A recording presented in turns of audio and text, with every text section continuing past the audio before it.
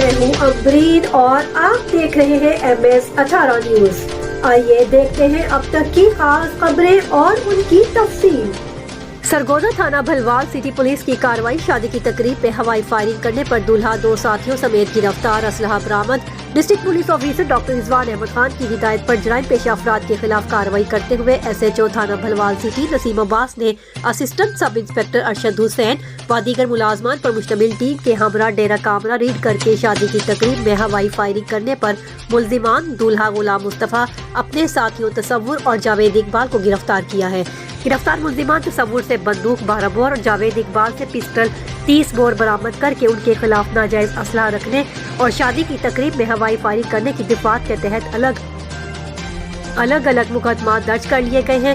مزید تفتیش جاری ہے۔ رپورٹ ڈپٹی بیورو چیف علی رمضان، MS18 نیوز۔ یہ تھی اب تک کی خاص خبریں۔ حالات حاضرہ سے باخبر رہنے کے لیے دیکھتے رہے MS18 نیوز۔ ہمارے چینل کو سبسکرائب کریں، لائک کریں اور شیئر کریں۔